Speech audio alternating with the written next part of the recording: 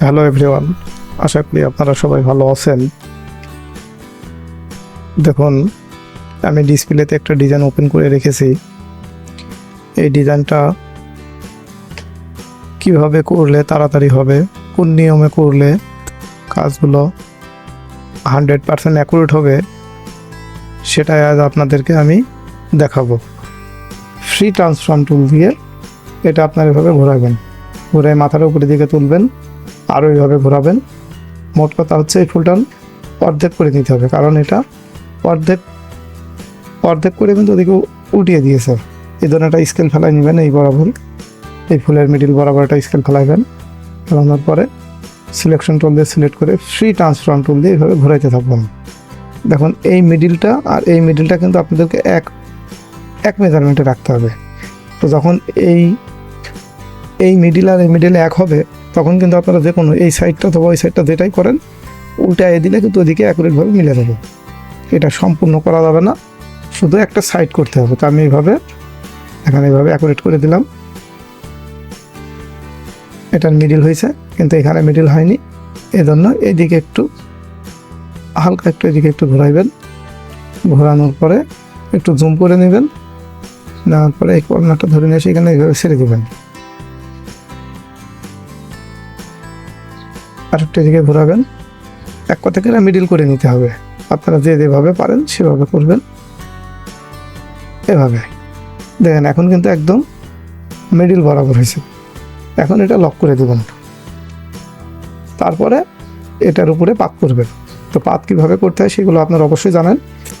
দেখুন, আমি সবগুলো পাত করে রেখেছি। এখন আপনাদেরকে যেটা করতে হবে, এটা দেখেন দুই পাশে আউটলাইন আছে, মাঝখানে কালার আছে।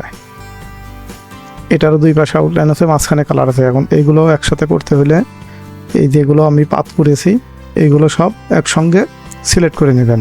সিলেকশন টুল দিয়ে একটা এভাবে সিলেক্ট করবেন, করার পরে সিলেক্ট অপশনে যাবেন। দেখুন, সেম ফিল্ড অ্যান্ড স্টক লেখা আছে, এখানে ক্লিক করবেন। দেখুন, এই মেজারমেন্টে যা ছিল সবগুলো একসঙ্গে সিলেক্ট হয়ে গেছে। এখন কি করতে হবে, অবজেক্টে যাবেন, পাতে যাবেন, দেন আউটলাইন স্টক, এখানটা ক্লিক করে দেবেন। দেখুন, এই সবটি কিন্তু একসঙ্গে কি হয়েছে, আলাদা হয়ে গেছে।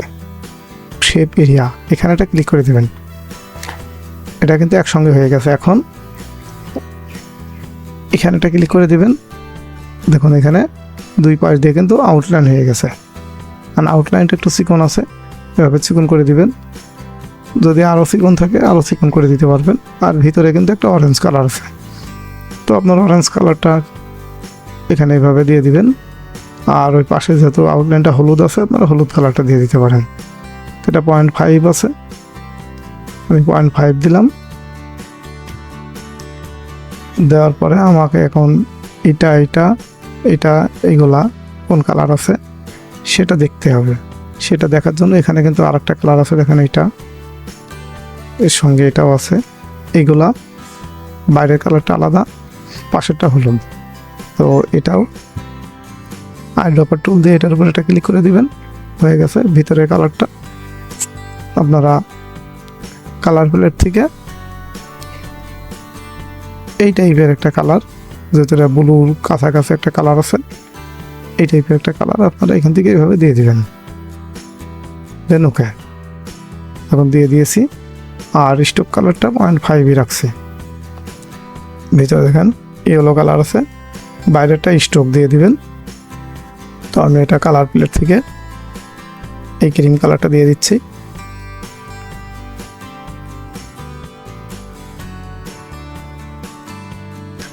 আর বাইরেরটা আপনারা একটা স্টক কালার দিতে পারেন। তো আমি এখানে একটা ব্ল্যাক কালার দিয়ে দিচ্ছি।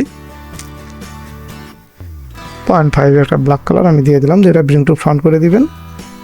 সেই সঙ্গে এটাও ব্রিং টু ফ্রন্ট করে উপরে উঠিয়ে দেবেন।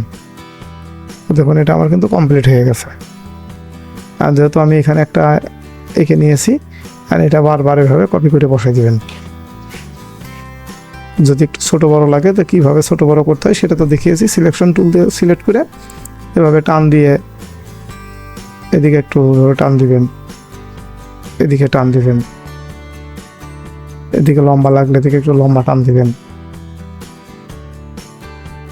আবার এটা নিয়ে সেইভাবে অল্ট বাটন চেপে ধরে এখানে এইভাবে বসিয়ে দিবেন।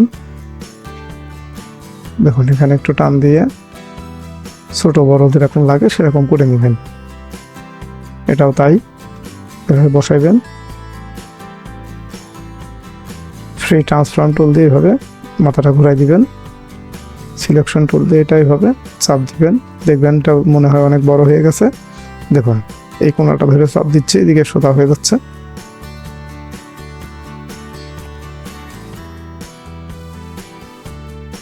এটা কিন্তু আমার বসানো হয়ে গেছে। এখন আমি এই কর্নারটা বসাবো, এটা ওইভাবে আপনাদের যেরকম প্রয়োজন ওই অনুযায়ী এটা বসিয়ে দেবেন।